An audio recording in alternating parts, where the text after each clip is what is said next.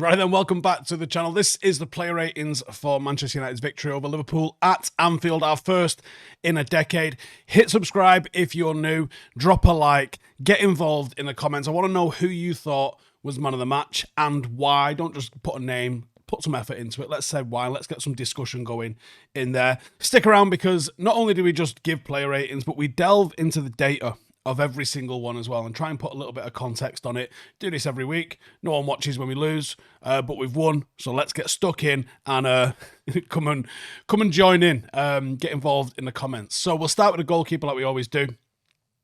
It's a 9 out of 10 for Saint Lemain. This was the performance that announced him, I thought. 5 saves, 4 from inside the box, prevented a plus 1.25 XG in terms of goals. That's absolutely elite at any level, let alone in your first trip to Anfield when they are the champions. What stood out wasn't just the shot stopping, but the calm, the composure. He came for everything. 2 clean high claims, really good angles, just a genuine calming presence as well. His long distribution wasn't wasteful either. Only 8 accurate out of 45. Seems like he's just been punting away.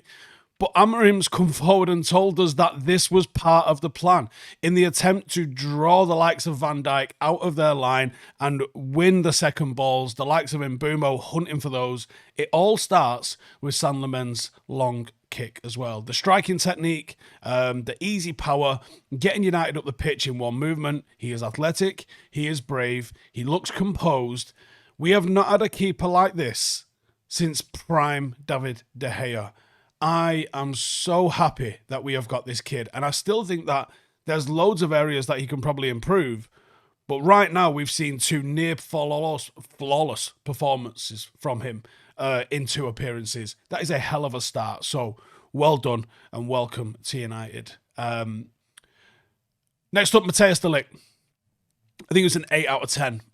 Very much the foundation on which the back line rested. He won 2 out of 2 of his aerial duels. He had 5 clearances. Did not get dribbled past. Was probably the more controlling one in the back 3. He held his shape rather than chased and tried to push into duels.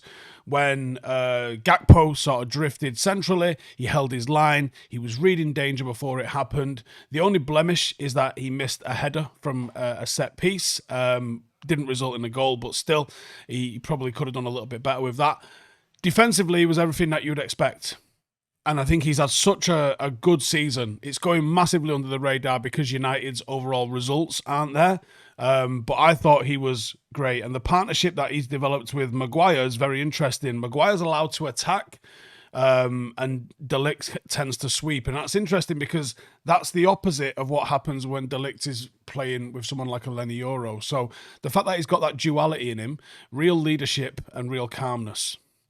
Harry Maguire, he gets a 9 out of 10.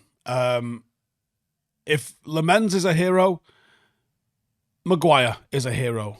84th minute winner, towering header, classic Harry Maguire, slab head, back stick, brilliant. 10 clearances, 9 aerial duels, endless organisation at the back. His lack of pace wasn't exposed because of the way United set up.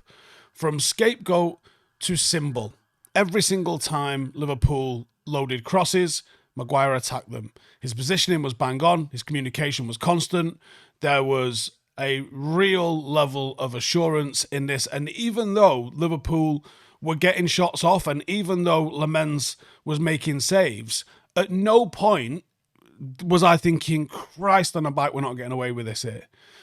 You don't just win at Anfield, you have to go and earn it. And he went and earned it. His goal gave us our first win there in 9 years, and it came from a move that he started. It was an aggressive step out. We win the second phase. Bruno then whips one in, and he sticks it in the back of the net. Performance that redefines who Harry Maguire is for this squad. 9 out of 10. Luke Shaw, left side centre half, 7.5 out of 10. Probably did the quiet stuff that was asked of him. 6 clearances, 81% pass completion. He won 3 out of 3 aerial duels. The positioning was strong. When he had people that drifted into his channel, he dealt with it. Maybe it wasn't the best Mo Salah. Maybe he had a little bit of a hand in making sure it wasn't the best Mo Salah as well. He was partnered with Dalot, who I thought was the weakest link in United's side. But he handled his 1v1s nice. I think he was fading and it was right substitution when he went off. But the discipline was textbook. Steady, reliable performance, 7 out of 10. 7.5 out of 10. Dalot. A very big statement, and he's turned up a few times against Liverpool. I think it's worth mentioning that. He was given a start in a tactical role that demanded flair at one end of the pitch and discipline at the other, and he delivered both. He gets an assist for Mbuemo's opener. He creates 2 chances. He completes 22 out of 23 passes. He won 3 defensive duels. He tucked in intelligently in and out of position. When the wide centre-half was dragged on, he filled in as an auxiliary centre-half. He doubled up with his wing to mark his winger. He's shown bursts of energy. He could carry the ball. And the simplest of passes opened the scoring inside the first couple of minutes. Wasn't quite as effective in the second half, but for 45 minutes, he was United's best player. It was a technician with work rate. It was fantastic performance from Amad Diallo. Next up, Bruno Fernandes, 8.5 out of 10. Everything United did with purpose came through Bruno Fernandes. I thought his passing wasn't quite as incisive as it has been previously. He does get the assist for Maguire's winner, which you absolutely take. He probably should have done better with that shot that he had in the first half. Oh my God, all he's got to do is hit the target and it's a goal. He pushed up at times. He sat at times. He covered every blade of grass when we didn't have the ball. He tired late, which I think was just a consequence of how much he put in. But when it mattered, 84th minute, he sticks it in. And Maguire gets his napper on it. Big old slabbers. So that was a captain's performance, I thought, from Bruno Fernandes, and a bloody good showing. Casemiro, 8 out of 10. For 55 minutes, we got vintage Casemiro. 3 tackles won, 7 duels won, 1 shot off the post, controlled his zone, managed the tempo, and physically imposed himself in midfield. He knitted up some nice little play at times as well, and the reading of the game cut out quite a few Liverpool counters. When he did make a foul, it felt tactical, it felt smart, it felt controlled, it felt like he was in control of it, and he was just slowing the game down, getting United back on top. Considering the travel that he's done and the games that he's played this past week, I think taking him off around the hour was good, and good management from Amorim. But Casemiro was aggressive, he was intelligent, and it was exactly what you needed in that game. Dalot. Now, off the ball, I thought Dalot did okay. He had 12 defensive actions, 4 tackles. He helped keep Salah to 0 shots on target. But when he got forward, he was sloppy. And that sloppiness almost cost us because it led to a chance. I think going forward, his timing was just a little bit clunky, and he's continued in this sort of vein of form where I'm not quite sure why he continues to get picked. Amorim seems to like the fact that he got the long throw on him. Maybe that's a reason for it, because otherwise he was the one issue that I had with in the selection. And I thought as the game wore on, that was increasingly a valid sort of opinion to hold. So I thought it was United's weak link on the day. But, you know, it is what it is. Bryan Mbuemo, 8.5 out of 10. Scored the opener inside of 2 minutes. Instinctive finish, great finish. Real intelligence before it, though, and that is the key. He positions himself on the blind side of Van Dijk. He allows himself to lose the first ball, but he's alive for the second. It is not luck, and it was Amorim's game plan executed to perfection. Throughout the game, he pressed with intent. He created a chance. They were dangerous crosses. He actually put himself around winning different challenges, just not in the air. He's become a little bit of a chaos merchant. Part winger, part striker, part presser, but all of probably United's biggest force multiplier in the final third.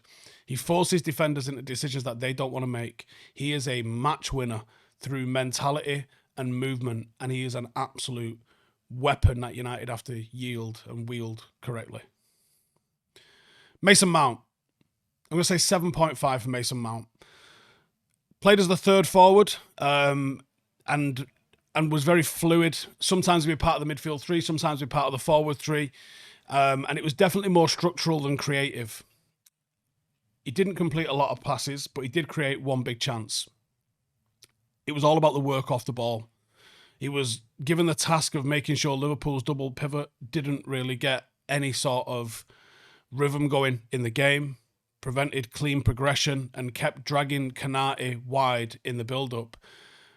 He did that really well, but he lacked end product when United broke. He was almost a bit of a ghost there. His movement did allow for Cunha to drop into some areas where he caused problems and for Mbuemo to stay high. But it was an unglamorous, if not necessary, sort of performance. Very much played the system. Matheus Cunha. I'm going to say 8.5 out of 10 for him. He didn't get a goal or an assist, but his fingerprints were everywhere. 24 out of 29 completed passes.